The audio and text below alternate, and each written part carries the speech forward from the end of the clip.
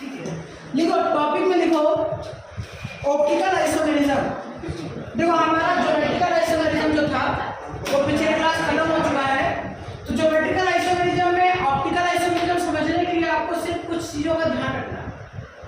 जैसे कि कुछ चीजों का ध्यान ये रखना है कि ज्योमेट्रिकल आइसोमेरिज्म कहाँ होता है।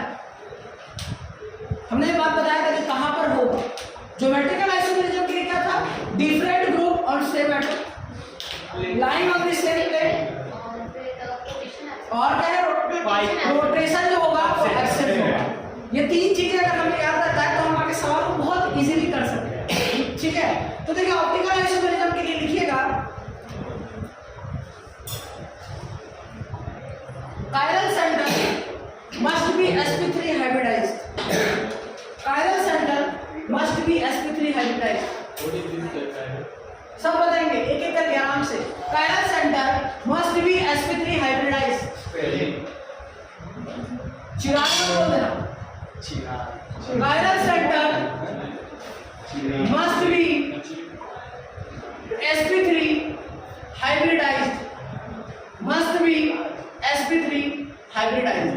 chiral center जो होना चाहिए वो sp3 hybridized होना चाहिए। यानी मेरे स्टूडेंट केमिकल बॉन्डिंग में एटलीस्ट कम से कम ये तो पता होना चाहिए कि हाइब्रिडाइजेशन कैसे निकालते हैं। देखिए मेरे स्टूडेंट हाइब्रिडाइजेशन निकालने के लिए सिग्मा बॉन्ड और पाई बॉन्ड का सम करते हैं। Sum of sigma bond plus lone pair का सम करते हैं। यानी सिग्मा बॉन्ड क्या होता है, सिंगल बॉन्ड, और लोन पेयर क्या है, लोन पेयर निकालना पड़ेगा।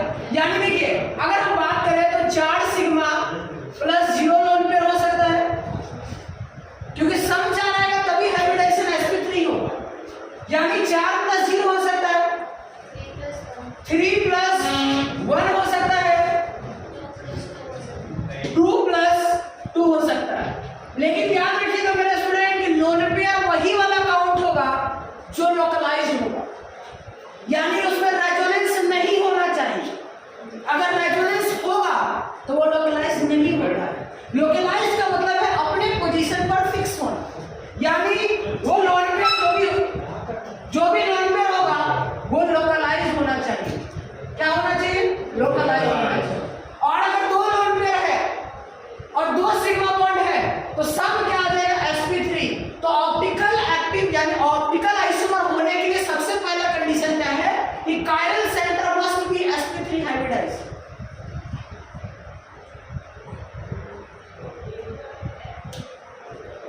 chiral center must be sp3 hybridized। Next point लिखेंगे, लिखिएगा नेक्स्ट पॉइंट, डिक्टेट करा रहे हैं।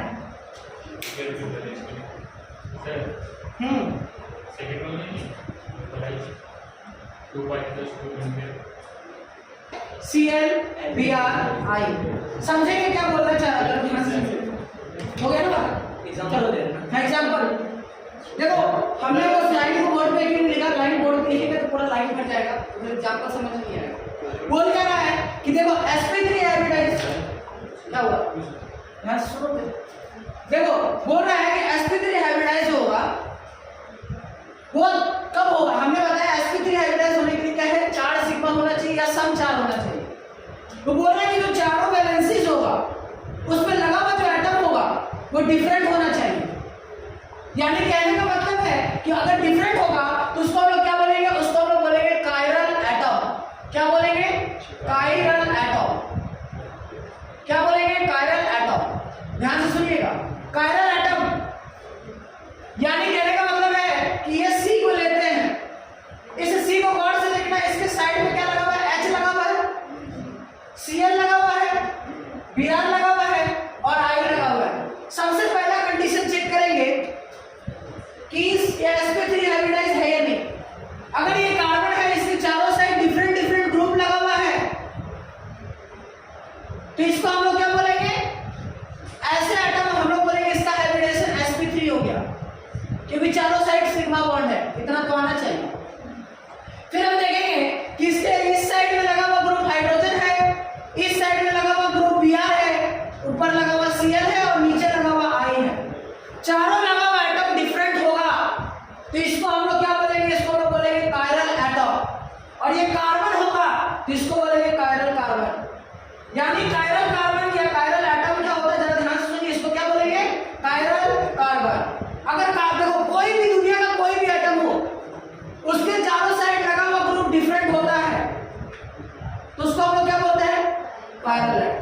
और हाँ चारों साइड। कंडीशन क्या है कि सबसे पहले sp3 होना चाहिए और sp3 तभी होगा जब 4 उसके पास बॉन्ड होगा। 2 वाला जो कंडीशन है वो ना के बराबर, वो फेल हो जाता है। sp3 होने के लिए 2 लोन पेयर हो जाएगा, लेकिन वो कायरल एटम नहीं हो सकता क्योंकि एक एटम पर 2 लोन पेयर लग गया। लोन पेयर वाली सेम, जैसे फॉर एग्जांपल हमने लिखा पानी, इसके ऊपर में भी लोन पेयर है और इसके ऊपर नीचे भी लोन पेयर है, पर ऑक्सीजन यहाँ पर कायरल नहीं है। क्यों? क्योंकि कायरल होने के लिए हाइब्रिडाइजेशन तो sp3 हो गया, लेकिन लगा हुआ एटम भी सेम है और लोन पेयर भी सेम है। यानी मेरे स्टूडेंट, दुनिया का कोई भी क्वेश्चन रहे, सबसे पहला कंडीशन क्या है कि एटम जो होना चाहिए वो sp3 हाइब्रिडाइज होना चाहिए। दूसरा कंडीशन क्या है कि उसमें लगा हुआ ग्रुप जो होना चाहिए वो डिफरेंट होना चाहिए। यानी वो बहुत सारे प्रॉब्लम्स कराएंगे, आप लोगों को बताना ये बेसिक चीज है। इसको अगर समझ गया तो आप लोग पीओएस सीओएस जो पूछ रहा था ना इनऑर्गेनिक केमिस्ट्री में कोऑर्डिनेशन में, और ऑर्गेनोमेटेलिक कंपाउंड क्यों नहीं बताए थे वो भी पता चल जाएगा। ठीक है, यानी कोई चीज हमने छुड़वाया है पेज और उस पर चर्चा नहीं कर रहे हैं तो वो चर्चा कहीं और होने वाला है। ठीक है, चलो यहाँ तक नोट करो जल्दी से, फिर बहुत सारा सवाल करेंगे, आप लोगों को बताना है। याद रखिएगा मेरे स्टूडेंट की ज्योमेट्रिकल आइसोमेरिज्म का कंडीशन आपको याद होना चाहिए, साइक्लिक वाला। जिनको साइक्लिक वाला याद नहीं है वो सवाल नहीं बनेगा। इस क्वेश्चन से बताना है कि हाउ मेनी कायरल सेंटर, अपना अपना सब सॉल्व करेगा। How many chiral centre,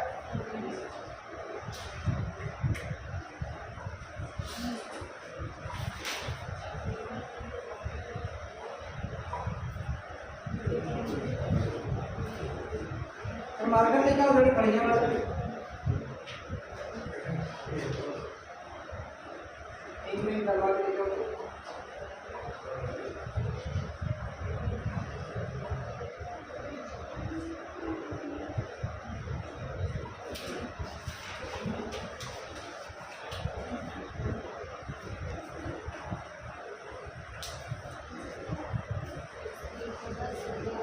first question, कितना कायरल सेंटर है? 1 2 1 2 3 0 नहीं है। क्या बोल रहा है? नहीं है। देखो इस कार्बन को देखेंगे ये sp3 हाइब्रिडाइज है, बिल्कुल सही। इस कार्बन को देखेंगे ये भी sp3 हाइब्रिडाइज है। कंडीशन एकदम धीरे धीरे देखना। अब यहाँ देखेंगे कि इस कार्बन पे लगा हुआ ग्रुप जो है वो डिफरेंट होना चाहिए। ये दोनों ही ग्रुप क्या हो गया? सेम हो गया, यानी ये कायरल सेंटर नहीं होगा। इस कार्बन को देखेंगे, इस कार्बन में ऊपर हाइड्रोजन है, नीचे Cl है, साइड में मिथाइल और इस साइड में इतना बड़ा ग्रुप लगा हुआ है, चारों ही ग्रुप डिफरेंट होगा तो ये कायरल सेंटर है। यानी आपको खोजना है कि इस मॉलिक्यूल्स में total number of chiral centre कितना है। अगले क्वेश्चन पे चलिए, बोलो। कार्बन सेम है तो नहीं देखेंगे साइड से। अरे कार्बन सेम है तो अगला आइटम को देखो, पूरा उसको देखो, पूरा वो तो जब तक खोजना है जब तक कि सेम ना मिल जाए। अगर सेम है तो ठीक है, और नहीं है तो फिर कायरल सेंटर है। ठीक है, नेक्स्ट क्वेश्चन में बढ़ते। देखो यहाँ इस हाइड्रोजन को ऊपर कर देते हैं, इस कार्बन के चारों साइड में ग्रुप जो है वो Cl है, मिथाइल है, H है, CS जो है क्या डिफरेंट है? यस सर, बस के थोड़ा बोलो यार। यस सर, ये हो गया कायरल सेंटर। आगे बढ़ते हैं, इस कार्बन को देखेंगे, इस कार्बन, अब इसमें क्यों नहीं देखेंगे, लॉजिक वाली बात है कि हाइड्रोजन दोनों सेम है। ठीक है, यहाँ पर क्या था, क्या लगा हुआ था? H था। अब देखो ऊपर लगा हुआ Br है, नीचे इधर लगा हुआ इतना बड़ा ग्रुप है, इधर लगा हुआ H है और इधर लगा हुआ अलग ही ग्रुप है, यानी ये क्या होगा? Chiral centre. अब गौर से देखते हैं, इस पॉइंट को गौर से देखना, एक बॉन्ड इधर है, एक बॉन्ड ऊपर है, एक बॉन्ड इधर है, एक Br है, एक हाइड्रोजन भी होगा क्या? नहीं होगा। यानी मेरा स्टूडेंट देखिएगा, हमने बताया था साइक्लिक स्ट्रक्चर में कि इसको बीचों बीच अगर तोड़ देते हैं तो ऊपर वाला हिस्सा और नीचे वाला हिस्सा सेम हो जाता है, यानी ये कार्बन कायरल सेंटर नहीं होगा, यानी इस कंपाउंड में कायरल सेंटर 2 होगा। क्लियर है? चलिए आगे बढ़े, नेक्स्ट कंपाउंड में चेक करते हैं। नेक्स्ट कंपाउंड में देखेंगे तो यहाँ हाइड्रोजन है, यहाँ लगा हुआ ग्रुप जो है वो सेम है, यानी नहीं होगा। इस कंपाउंड को देखेंगे तो नीचे हाइड्रोजन है, इधर एक होगा, और कहाँ दिख रहा है भाई? लोगों को नहीं चिल्ला रहा कोई नहीं। चलो अच्छा सर, हाँ बोलिए। इसमें एक भी होगा तो ऐसा नहीं है कि पूरा हो जाएगा। नहीं, हमें उस कंपाउंड में सिर्फ कायरल खोजना है। अभी सिर्फ क्या खोजना है कि कहीं कितना कायरल है। आगे की तो चर्चा बाद में करेंगे ना। इस कंपाउंड को देखते हैं गौर से। अरे बताओ कि इसमें कितना है? यहाँ हाइड्रोजन का कमी लग रहा है क्या? हाँ। चलिए गौर से देखेंगे। नहीं। ऊपर है CH3, नीचे है CH3, नीचे है H। यहाँ पर ये दोनों क्या हो गया? सेम हो गया। ठीक है, तो बेसिक से धीरे-धीरे चलना पड़ेगा।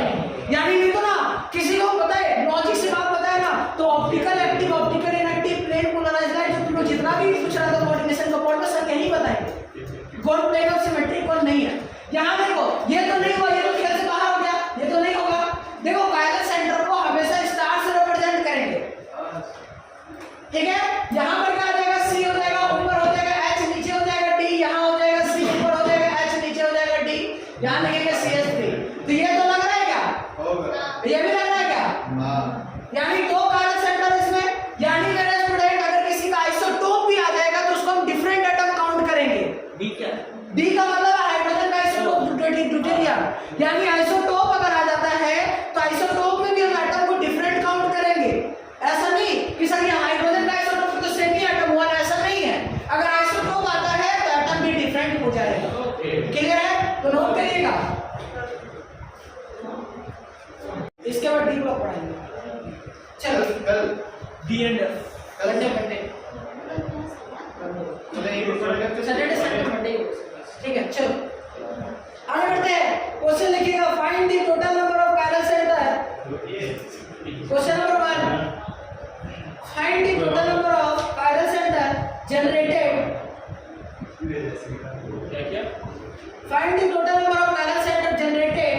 क्वेश्चन है। हाँ, question number 1, find the total number of chiral centre generated बोलिए आपसे। During. Find the total number of chiral centers generated. Find the total number. Generated. यहाँ तक लिखा, आगे भी लिखा है generated के बाद। During the dechlorination of N-butane. क्या? During the dechlorination of dichlorination of N-butane. During the dichlorination of N-butane. Chlorination का मतलब अभी तक आप लोगों ने नहीं पढ़ा है। अगर आप लोगों ने पढ़ा होगा कि एडिशन ऑफ क्लोरीन, नेशन का मतलब होता है एडिशन। नेशन जो शब्द आया है during the chlorine and butane. During the dichlorination of N-butane। N-butane का फुल फॉर्म कोई बताएगा? N-butane का मतलब होता है नॉर्मल ब्यूटेन। नियो में नियो लिखाता है। ठीक है, कॉमन नेम नहीं आ रहा है। देखो अब आप लोगों को सीखना है। ठीक है, आप लोगों ने 11 क्लास में सीखा होगा कि हाइड्रोजनेशन क्या होता है, एडिशन ऑफ हाइड्रोजन, जिससे आप लोगों ने एल्कीन से एल्केन बनाना सीखा होगा। क्लोरीनेशन भी कुछ उसी प्रकार का है। अभी हम लोग ऑर्गेनिक पढ़ना स्टार्ट करेंगे तो वहां पर समझाएंगे। ठीक है, जो HBO सनलाइट के प्रेजेंस में होता है, जरा ध्यान से देखिएगा, गौर से देखना है आपको। अगर हम लेते हैं नॉर्मल ब्यूटेन, नॉर्मल ब्यूटेन का मतलब है CH3 CH2 CH2 CH3, इसका नाम है नॉर्मल ब्यूटेन। इसका नाम क्या है? N-butane यानी नॉर्मल ब्यूटेन। देखो नॉर्मल ब्यूटेन नाम कैसे रखते हैं इसको समझने का कोशिश करो जिनको नहीं पता है। देखो अगर हम देखें तो इसमें कार्बन का मैक्सिमम डिग्री क्या है? डिग्री ऑफ कार्बन, यानी कार्बन कितने कार्बन से कनेक्टेड है, ये तो बात पता है ना डिग्री वाला। तो देखो ये कार्बन 2 से कनेक्टेड है, मैक्सिमम डिग्री यही होगा। अगर कभी भी क्वेश्चन में मैक्सिमम डिग्री जो होगा वो 2 आता है तो उसमें हमेशा नॉर्मल लगेगा। आईपीएससी नोमेनक्लेचर में 3 आएगा तो आइसो लगेगा और 4 आएगा तो नियो लगता है। जिनको लिखना है लिख लीजिए। मैक्सिमम डिग्री अगर 2 डिग्री कार्बन होता है तो क्या लगता है? नॉर्मल लगता है। मैक्सिमम डिग्री अगर 3 डिग्री कार्बन होता है तो आइसो लगता है, और मैक्सिमम डिग्री अगर 4 डिग्री कार्बन होता है तो उसको हम लोग लगाते हैं neo. Normal, iso, neo. 2 degree में नॉर्मल यानी N, आइसो 3 डिग्री में आइसो और 4 डिग्री में नियो। ये इंपॉर्टेंट चीज है, अभी लोग नॉमेनक्लेचर करने में काम आएगा। नाउ मेरे स्टूडेंट, हमने क्या कराया? हमने कराया क्लोरीनेशन। क्या बोला उसमें लिखा हुआ कि डाइक्लोरीनेशन करा रहे हैं, यानी कितना क्लोरीन का यूज कर रहे हैं? 2 क्लोरीन का। तो देखो क्लोरीनेशन हम किसी भी कार्बन पे कर सकते हैं, लेकिन कंडीशन क्या है कि 2 हाइड्रोजन हट करके 2 क्लोरीन लगेगा। 2 हाइड्रोजन हट करके 2 क्लोरीन लगेगा। तो यहां देखना गौर से, आप यहां समझो। हेलो, समझो ना। देखो अगर हम जब इसमें से किसी भी 2 पोजीशन में से हाइड्रोजन को हटा देते हैं, तो हटाते हैं पहला कंडीशन क्या होगा? देखो तो, क्या ऐसा कंडीशन होगा क्या? देखो तो, क्या हाइड्रोजन 2 हाइड्रोजन हटा के 2 क्लोरीन को छोड़ दिए, बाकी सारा चीज छाप देंगे। ऐसा कर पहला कंडीशन। क्लोरीनेशन का मतलब है एडिशन ऑफ क्लोरीन। डाइक्लोरीनेशन का मतलब है 2 क्लोरीन का एडिशन, और क्लोरीन का एडिशन हम किसी भी कार्बन पे कर सकते हैं। तो पहला अगर हम कराएंगे तो ऐसा हो सकता है, और कैसा केस हो सकता है? अपने से सोचिए, बढ़िया क्वेश्चन है। और ऐसा भी हो सकता है कि सर यहां पर एक रहे और एक कार्बन एक क्लोरीन यहां पर लगे। एक केस ऐसा भी हो सकता है। दूसरा केस क्या हो सकता है? देखना करने का कैसे केस कैसे सोचते हैं। देखो आइसोमर में केस सोचना पड़ेगा। पहले एक काम करना, 2 क्लोरीन लगाने बोला तो 2 एक ही कार्बन पे लगाना, फिर धीरे धीरे एक क्लोरीन को अलग अलग पोजीशन चेंज करना। तो देखो तो जरा ध्यान से, अगला पोजीशन में क्या हो जाएगा? ऐसा हो जाएगा क्या? अगला कंडीशन में क्या हो सकता है? उसको दूसरा तीसरा CH2 Cl CH2 CH2 और यहाँ पर CH2 Cl, ये हो सकता है। और ऐसा भी हो सकता है कि हम दोनों को मूव कराएं, एक एक मूव कराने के बाद हम दोनों को मूव कराएंगे दोनों बीच में।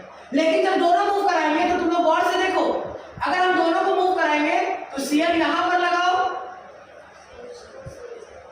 या दोनों Cl को यहाँ लगाओ, काम सेम ही होगा। क्या और कोई स्ट्रक्चर बन सकता है? सोच लो आराम से, गड़बड़ बिल्कुल। यहाँ बोलो सीएल दोनों बीच में, दोनों Cl को बीच में यहाँ पर, यहाँ लगाएंगे तो वही तो है। नोमेनक्लेचर क्या होना चाहिए? डिफरेंट। और बनेगा क्या? सोचो। वो दोनों नहीं, हाँ, वो जो नीचे दोनों है ना, वो इधर बीच का दोनों, ये बीच का दोनों बीच में इधर कर देना। अरे सर बोलो ये क्लोरीन हटा दे। हाँ, यहाँ लगा दे। अरे दोनों में देखिए, दोनों बीच में के, दोनों बीच में के। CH2 यहाँ पर बोला है कि Cl लगा देते हैं और यहाँ पर Cl लगा देते हैं। सही बात है? और कोई है? सोचो, यहाँ CH3 हो जाएगा। और बताओ, और सोचो। नहीं है ना? टोटल 5 ड्राइंग बना क्या? 6 ड्राइंग बना। अब इसमें से हमें, हाँ बोलो, एक दूसरा और चौथा दूसरा और चौथा पे, नहीं, दूसरा और चौथा पे क्या तू तो अपन बात बराबर हो जाएगा। अच्छा, और बोलो, सोचो सोचो, इसमें सोचना है, सीखना है, आपके एग्जाम आएगा। दोनों लास्ट में लगाएंगे तो नहीं पहुंच जाएंगे। हो गया बात बराबर। हो गया? मतलब दोनों का नाम सेम आना चाहिए ना, ऐसे करने यस, नाम अलग आना चाहिए। ऐसा करने का नाम सेम है ना।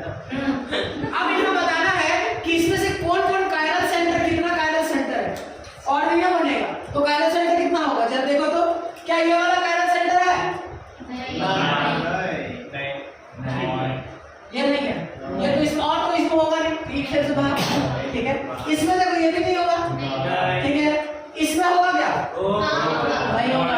इसमें नहीं होगा, लेकिन इसमें होगा। यहाँ पर एक हो गया। ठीक है, और देखो इसमें, इसमें, इसमें 2 होगा क्या? ठीक है, चलो। और देखो इसमें 1 होगा, और होगा क्या? नहीं ना? देख लो अच्छे से। तो टोटल कायरल सेंटर कितना हो गया? सर 1 यहाँ हो गया, 1 2 यहाँ हो गया, 4 हुआ। तो आंसर कितना आएगा? 4। सबको मिला इस टाइप का सबको पूरा क्वेश्चन क्या बोल रहा था? बोल रहा था टोटल कायरल सेंटर बताइए कि जब हम क्लोरीनेशन करेंगे तो आपको इस तरह का सोचना है। एग्जाम में इस तरीके का बनाने का आएगा आपको। हाँ, बस इतना ही। नेक्स्ट क्वेश्चन छापने के बाद जल्दी से छापने दीजिए अच्छे से।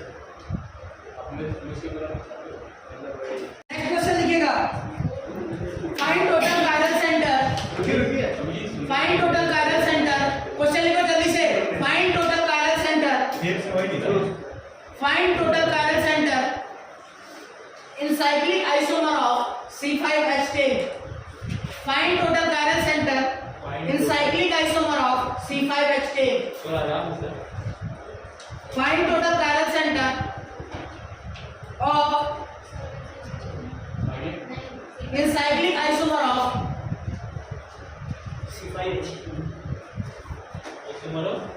आइसोमर ऑफ C5H10 क्या लिखेंगे find total chiral centre of in cyclic structure of C5H10 cyclic isomer of C5H10 हो गया कैसे निकालेंगे फाइंड टोटल कायरल सेंटर निकालना है किसमें C5H10 आइसोमर में तो सबसे पहले साइक्लिक स्ट्रक्चर तो वो बोल दिया बहुत बढ़िया बात है कभी पर किसी भी मॉलिक्यूलर फार्मूला का अगर आपको निकालने के लिए दिया जाए कि उसका आइसोमर निकालिएगा देखिएगा मेरे स्टूडेंट आप पुरानी चीजों को प्रैक्टिस करा रहे हैं इनडायरेक्टली कहा जाए तो जो लोगों को अब तक आइसोमर समझ नहीं आया उसको आगे भी नहीं समझ आना हमने इसे एक सप्ताह के गैप में तो बहुत कुछ आप लोगों को करना चाहिए था लेकिन आप लोगों ने नहीं किया हमने कुछ आप लोगों को वर्क भी दिया था सब कर लिया। ठीक है हाँ तुम तो बढ़िया स्टूडेंट हो ठीक है और अगर आपको केमिस्ट्री को और भी स्ट्रॉन्ग करना है तो आइसोमर वाला पार्ट को बढ़िया से कर लीजिएगा नहीं तो हम ऑर्गेनिक में फिर लॉजिक बताएंगे तो आप लोगों को देखो ऑर्गेनिक में कंप्लीटली लॉजिकल बेस्ड है लेकिन आइसोमर लोग पढ़ता नहीं है तो हर जगह रटना पड़ जाएगा ठीक है अभी देखो सिस ट्रांसफॉर्म करेंगे कौन स्टेबल लेंगे ये सारा चीज हम आइसोमर में बता चुके हैं एंटी गॉज ये सब पता है ना स्टेबल ठीक है स्टैगर्ड इक्लिप्स ये सब पता है ना स्टेबल ना बताइए स्टेबिलिटी का पिछले दिन बताया था फिजिकल प्रॉपर्टीज में गौर करना जरा ठीक है चलिए देखिए C5H10 लिखा हुआ है कैसे करेंगे सबसे पहले DU निकालेंगे DU निकालने का तरीका जो है वो फॉर्मूला भी है और यहाँ पर देखो जब कार्बन कंटेनिंग मिले तो क्या करना है होना क्या चाहिए था औकात बराबर यानी H12 है कितना 10 कितना है DU में डिफरेंस है 2 लिखेंगे 2/2 तो DU कितना आ जाएगा 1 और अगर 1 DU है तो इसका मतलब या तो कंपाउंड में एक साइक्लिक स्ट्रक्चर होगा या कंपाउंड में एक पाई बॉन्ड होगा तो हमें क्या बोल रहा है साइक्लिक स्ट्रक्चर फाइंड करने बोल रहा है साइक्लिक आइसोमर बनाने पड़े थे तुमको तो साइक्लिक आइसोमर में क्या करेंगे 5 कार्बन का सबसे पहला साइक्लिक स्ट्रक्चर कुछ ऐसा होगा फिर धीरे से क्या करेंगे साइक्लिक स्ट्रक्चर को कम कर देंगे 4 कार्बन का कर देंगे 4 में देख लेंगे और तो टेस्ट नहीं हो सकता है फिर 3 पे जाएंगे और 3 पर जब जाएंगे तो मेरे स्टूडेंट यहां पर एक कार्बन लगेगा और एक कार्बन यहां लगेगा ऐसा भी हो सकता है कि 3 पे जो है वो दोनों ही कार्बन यहीं पर लगे और कुछ हो सकता है क्या बोलो और कुछ नहीं हो सकता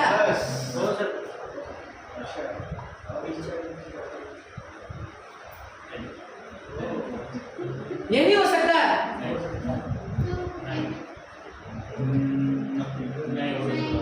है इस खुशी में 3 और 2 5 नहीं हुआ कार्बन ये क्लास में बताया बाबू एक बार बढ़िया से कॉपी कर लेना कहाँ 3 और 3 6 ठीक है शाबाश अब हमें क्या पता करना है देखिए ये हो गया इसका आइसोमर आप एग्जाम में बोलेगा कि C5H10 का कितना आइसोमर होगा तो बनाना है साइक्लिक में कितना होगा 5 आ गया लेकिन क्वेश्चन हमसे क्या पूछ रहा था क्वेश्चन में पूछ रहा था कि बताइए इनमें इस कंपाउंड में कितना कार्बन जो होगा वो क्या होगा कायरल कार्बन होगा कितना कार्बन यही तो क्वेश्चन बोल रहा है कि फाइंड टोटल कायरल सेंटर निकालना है तो कायरल सेंटर वो सेंटर होता है जिसमें चारों लगा हुआ ग्रुप डिफरेंट होगा और हाइब्रिडेशन sp3 होगा तो गौर से देखेंगे इस कंपाउंड के इस पोजीशन को देखना यहां पर हाइड्रोजन है क्या गौर से देखना तो बढ़िया से बताएंगे ठीक है देखो हॉलीडे देखो ठीक कोई दिन का एक साथ यहाँ देखो, यहाँ से देखो, यहाँ से 2 पर्सन को भेजेंगे, एक पर्सन इधर जाएगा और एक पर्सन इधर जाएगा। क्यों भेज रहे हैं जरा ध्यान से देखना, ये दोनों तो पता चलेगा कि डिफरेंट है।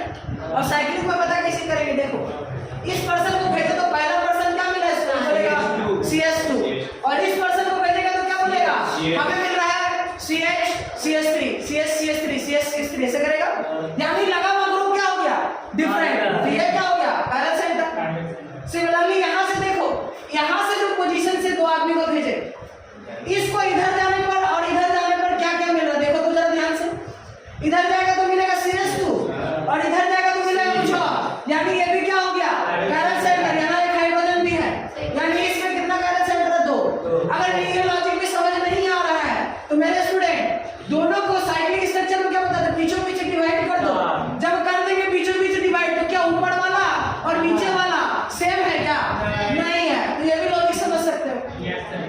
तो यहाँ से भी क्या करेंगे, बीचों बीच खड़ा होकर के डिवाइड करेंगे तो डिवीजन होने समय दोनों ही चीज जो है वो अलग अलग होगा, यानी क्या होगा, डिफरेंट होगा।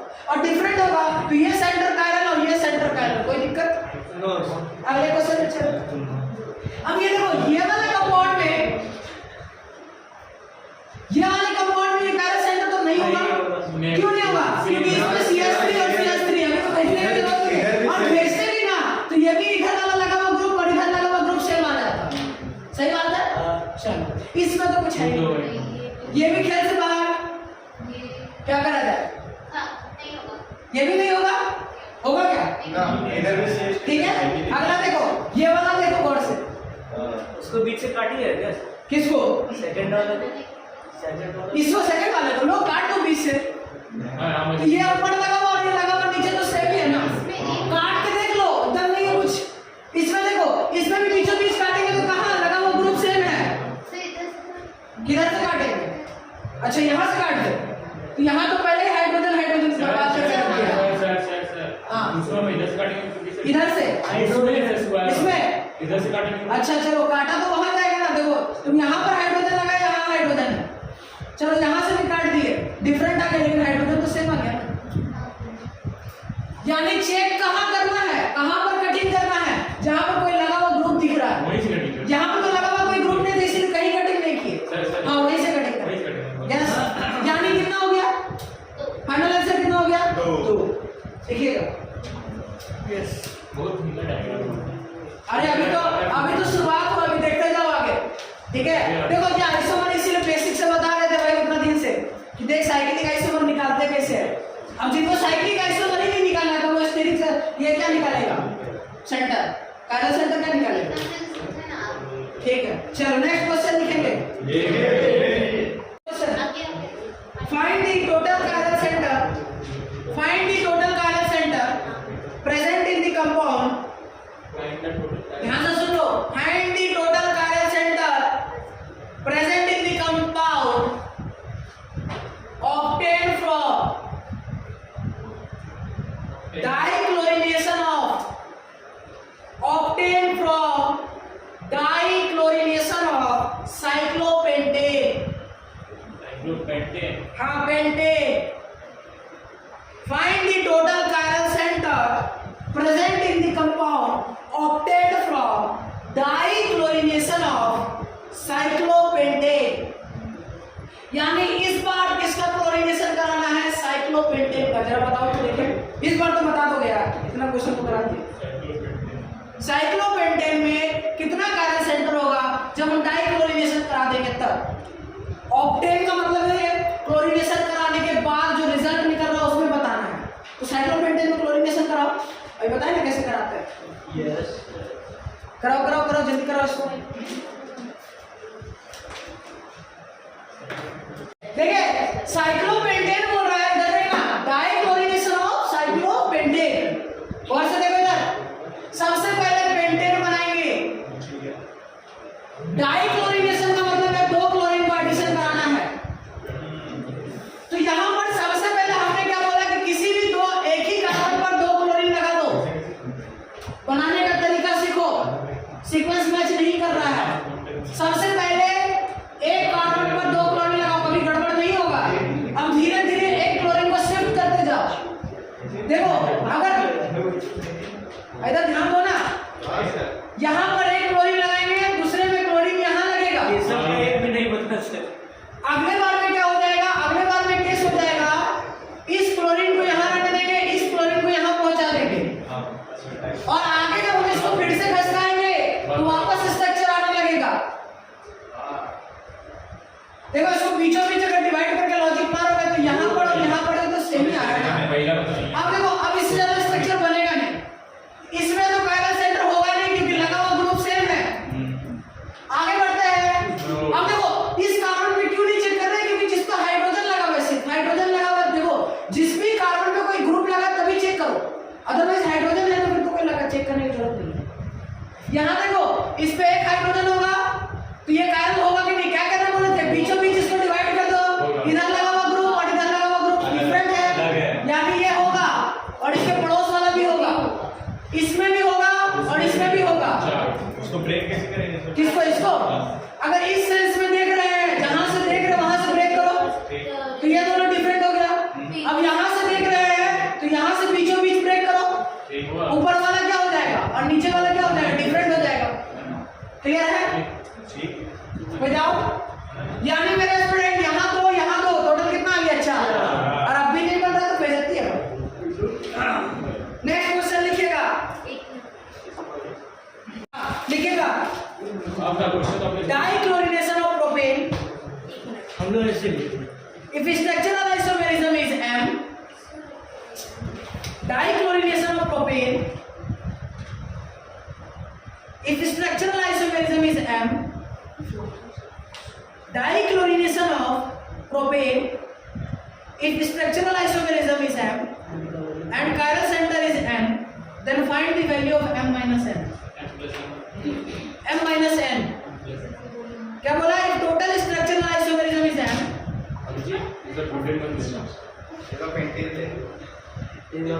And chiral center is N. If total propane dichlorination of propane, structural isomerism is M, and chiral center is N, then find the value of M minus N. ये बन जाना चाहिए। चलो बना दो।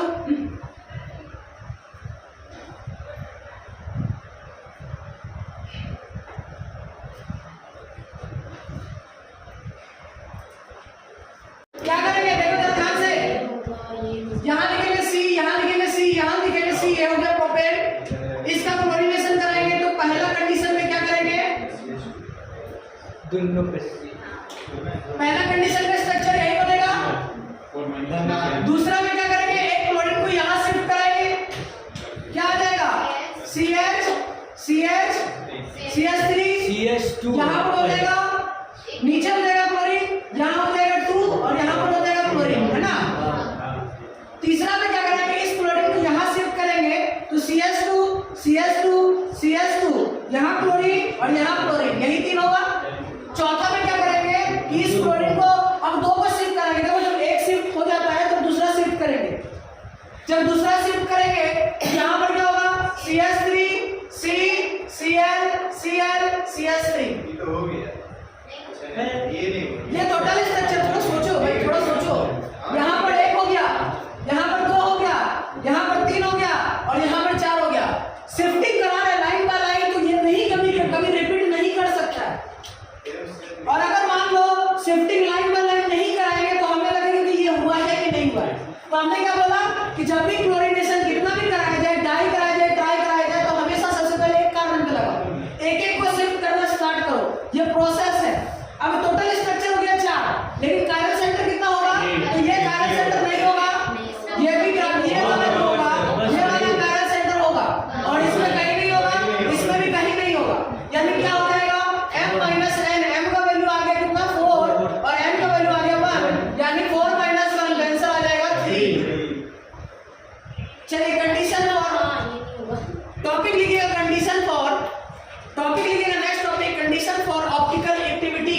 इसी तरह होमवर्क दे दीजिएगा तो यस सर, होमवर्क मिलेगा व्हाट्सएप पे भेजिए, ऐसे वाला सेम M और N। ठीक है। अब आप लोगों को और ज्यादा मजा आएगा, जितना भी शुरू से आइसोमर में जितना भी डीपी मिला है सबको सॉल्व करिएगा लाइन बाय लाइन। तो जिस पे हम आप लोगों को सॉल्यूशन क्यों नहीं बता रहे, उसके पीछे का लॉजिक है। कुछ चीजें हम अभी नहीं पता है, कुछ चीजें अभी नया ऐड होगा तो लगेगा अरे ये तो आसान है। इसीलिए अभी एक भी टीपीटी का सॉल्यूशन नहीं बताया, कोई रैंडम पूछा भी होगा तो उसको नहीं बताया हमको। और कुछ का क्वेश्चन जो है टाइप नहीं किया है टाइप कभी ना आंसर। आपका टैबलेट है इस तरह बोलता है दोस्त। चलो वीडियो देख लिया तो मेरा काट हो जाता है। कंडीशन फॉर, आप वीडियो में डालने देखेंगे। Condition for optical activity. अब कौन सा कंपाउंड ऑप्टिकली एक्टिव होगा, कौन सा कंपाउंड ऑप्टिकली इनएक्टिव होगा, ये बात हम लोग आइसोमर में कोऑर्डिनेशन में पढ़ रहे थे, तो हमने बताया था कि इसको हम आइसोमरिज्म में बताएंगे। ध्यान रखिएगा मेरे स्टूडेंट, इसको अच्छे से नहीं पढ़ोगे तो बहुत प्रॉब्लम होगा। कहीं गलती से तुम लोग ना ऐसा ना हो कि इंजीनियरिंग छोड़ के कहीं बीएससी करने लगे तो केमिस्ट्री वाला पढ़ा ना तो रुला देगा, ठीक है, अच्छे से रुला देगा, ठीक है। Condition for optical activity. और आप लोगों को एक बात बता देते हैं, अगर कोई ऐसा सोच रहा है कि 12 के बाद हम कोई रैंडम छोटा मोटा कॉलेज में एडमिशन कराएंगे, तो आप लोगों को बता दें कि 12 के बाद कोई भी कॉलेज में एडमिशन कराना है, चाहे वो एसएसएलएनटी हो चाहे पीकेआर हो, उसके लिए सीयूईटी एग्जाम देना होगा, ठीक है। हाँ, सीयूईटी का एग्जाम, कोई भी कॉलेज में एडमिशन कराना है तो सीयूईटी का एग्जाम देना होगा, यानी बिना एंट्रेंस के एडमिशन नहीं होगा। यानी 12 का पढ़ाई नहीं अगर किया तो क्या हो जाएगा, ठीक है। कैंप लगने वाला तो कैंपस चलो देखो, कंडीशन फॉर ऑप्टिकल एक्टिव लिखेगा, एक्टिविटी एक्टिविटी, हाँ, कंडीशन फॉर ऑप्टिकल एक्टिविटी। पहला पॉइंट लिखिएगा, ऑप्टिकली लिखे, ऑप्टिकल एक्टिविटी, ऑप्टिकल एक्टिविटी। पहला पॉइंट लिखिएगा, फॉर ऑप्टिकल एक्टिव कंपाउंड, क्या लिखेंगे, for optical active compound, for optical active compound, for optical active compound, for optical active compound, the dipole moment, the dipole moment, the dipole moment for optical active compound, the dipole moment of the compound is non-zero. Dipole moment of the compound is non-zero. यानी हमने पिछले दिन बताया था कि dipole moment कब different होता है, जब डिफरेंट लगा हुआ एटम होता है। इलेक्ट्रोनेगेटिविटी डिफरेंस की वजह से डाइपोल मोमेंट आता है, ये बात हमने पिछले क्लास में बताया था। तो आप देखो, जब एटम डिफरेंट होगा तो इलेक्ट्रोनेगेटिविटी डिफरेंट होगा, और जब इलेक्ट्रोनेगेटिविटी डिफरेंट होगा तभी डाइपोल मोमेंट होगा। यानी जीरो कब नहीं होगा, जब इलेक्ट्रोनेगेटिविटी डिफरेंस होगा, और वो कब होगा, जब डिफरेंट डिफरेंट एटम होगा। यानी हमने बताया था नॉन जीरो का मतलब है कि म्यू जो होना चाहिए वो क्या होना चाहिए, जीरो नहीं होना चाहिए, ठीक है। लिखेगा नेक्स्ट पॉइंट, म्यू जीरो बस थीटा जीरो होगा। हाँ, थीटा नहीं, आप सिमेट्री होने पर होगा। यानी कहने का मतलब है, इस पॉइंट का मतलब क्या है कि सिमेट्री नहीं होना चाहिए, ठीक है। अगर सेम एटम लगा हुआ तो सिमेट्री नहीं होना चाहिए। सिमेट्री का मतलब है कि अपोजिट डायरेक्शन में होनी चाहिए। थीटा बराबर 180, तुम लोगों ने डायपोल मोमेंट नहीं निकाला सीखा, म्यू1 म्यू2 प्लस थीटा 180 में होना। यस, चलिए नेक्स्ट लिखिएगा, उसको मैग्नेटिक, हाँ, magnetic moment mu equals to under root में म्यू1 का स्क्वायर प्लस म्यू2 का square plus mu vertical cos theta. लिखा है डायपोल मोमेंट q1 q2 का स्क्वायर, ये वाला सूत्र पढ़ा, वही डायपोल मोमेंट पड़ेगा। चलो नेक्स्ट लिखो, फॉर ऑप्टिकली एक्टिव कंपाउंड, हाँ next point, for optical active compound, for optical active compound, for optical active compound, for optical active compound, for optical active compound, for optical active compound, यानी optical active compound में compound must be dissymmetric. Common जगह लिखेंगे, compound must be dissymmetric, compound must be dissymmetric. Sir ये dissymmetric का मतलब क्या होता है, देखिए सिमेट्री एक हम लोग पढ़ेंगे, असिमेट्रिक और एक होगा डाइसिमेट्रिक। मस्ट बी असिमेट्रिक और होगा डाइसिमेट्रिक। देखिए असिमेट्रिक और डाइसिमेट्रिक का मतलब क्या है? देखिए हमें ना असिमेट्रिक का मतलब है नो सिमेट्री, कोई सिमेट्री नहीं होना चाहिए। अब सिमेट्री क्या होता है?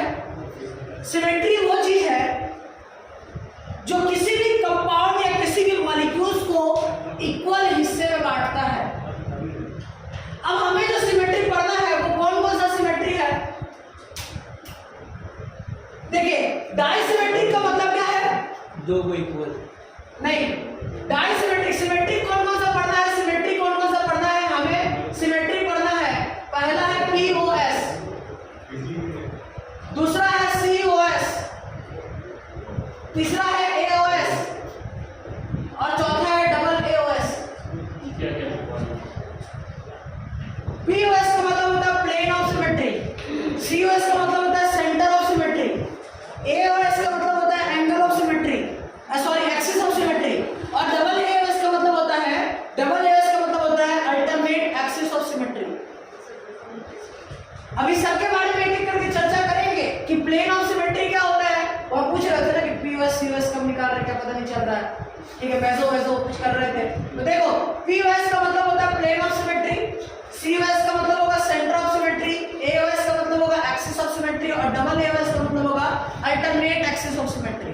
तो हमारे सिलेबस में जो पढ़ना है वो सिर्फ और सिर्फ ये दोनों के बारे में पढ़ना है, थोड़ा बहुत इसके बारे में पढ़ना है, इसके बारे में नहीं पढ़ना है, लेकिन हम पढ़ाएंगे इसको। हमारे सिलेबस में नहीं है, कहीं पूछा नहीं जाएगा, लेकिन उसको पढ़ा देंगे, क्योंकि जे एडवांस का कोई भरोसा नहीं, वो कुछ भी पूछ सकता है।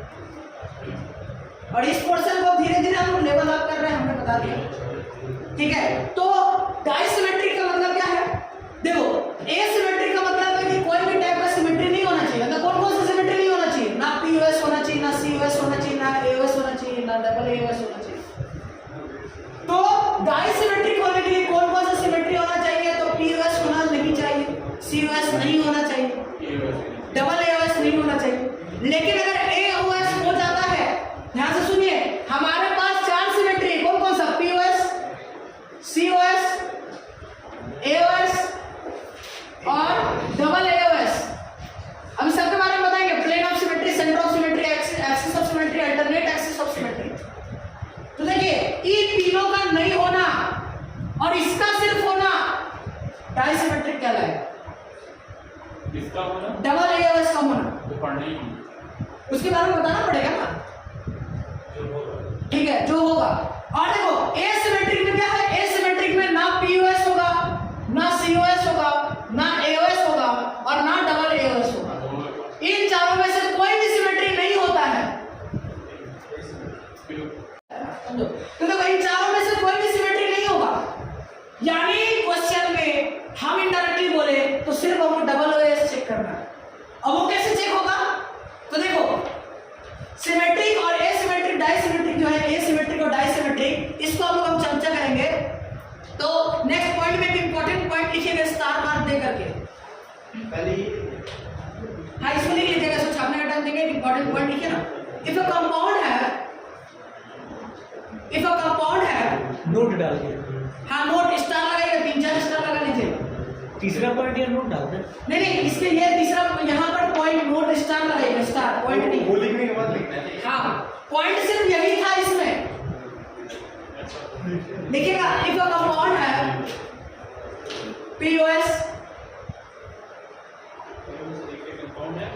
POS, COS, double AOS, then compound will be optically inactive.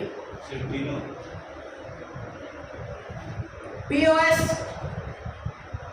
COS, double AOS, then compound will be optically inactive. फिर से सुनिएगा, if a compound है, अगर किसी भी कंपाउंड के पास POS हो, COS हो, डबल AOS हो, देन कंपाउंड क्या होगा? ऑप्टिकली इनएक्टिव होगा।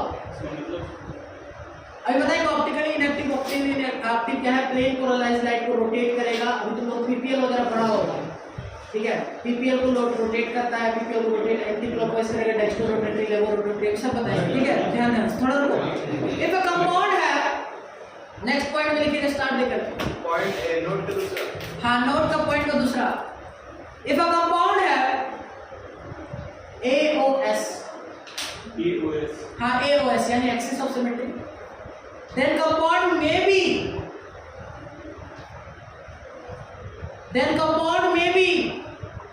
ऑप्टिकली एक्टिव और ऑप्टिकली इनएक्टिव। यानी कहने का मतलब है किसी भी क्वेश्चन में POS, COS और डबल AOS होता है तो कंपाउंड ऑप्टिकली इनएक्टिव होगा। लेकिन अगर कंपाउंड में AOS आ जाता है तब हम नहीं बता पाएंगे कि कंपाउंड में ऑप्टिकली इनएक्टिव है या नहीं है। दैट इज, इसका मतलब क्या लिखिएगा, that is there is no relation between, वो पॉइंट लिख लिया ना, इफ अ कंपाउंड है AOS देन कंपाउंड में बी ऑप्टिकली एक्टिव और optically inactive. That is, there is no relation. That is, there is no relation between AOS and optically activity. Optical activity. यानी AOS से optical activity का कोई relation नहीं है। यानी हम हर एक कंपाउंड में POS, COS, AOS, double AOS check करेंगे। कैसे करेंगे बताएंगे। लेकिन अगर मान लो कि कोई कंपाउंड में POS आ जाता है, COS आ जाता है और डबल AOS आ जाता है तो वो कंपाउंड ऑप्टिकली इनएक्टिव होगा। लेकिन अगर वो कंपाउंड में AOS भी आ जाएगा तब कंपाउंड का कोई इंफॉर्मेशन नहीं दे पाएंगे। क्लियर है? ये इंपॉर्टेंट पॉइंट है जो कि आपको अगले क्लास काम आएगा। तो आप लिखिएगा एलिमेंट्स ऑफ, टॉपिक लिखिएगा एलिमेंट्स ऑफ सिमेट्री। ये वाला बना दे सर डबल AOS का फुल फॉर्म क्या है? And alternate axis of symmetry, alternate axis of symmetry. Last point लिखिएगा, छुट्टी कर देंगे। एंड टॉपिक डालिएगा elements of symmetry, elements of symmetry. Topic है, हाँ टॉपिक है। टॉपिक क्या है? एलिमेंट्स ऑफ सिमेट्री, यानी सिमेट्री को कौन सा होता है? Plane of symmetry, centre of symmetry, axis of symmetry और alternate axis of symmetry. POS, COS, cos, double AOS। तो सबसे पहले वाला पॉइंट का डेफिनेशन लिख लेते हैं सिर्फ, है ना, बाकी छुट्टी कर देंगे। ओके, नोट हो गया?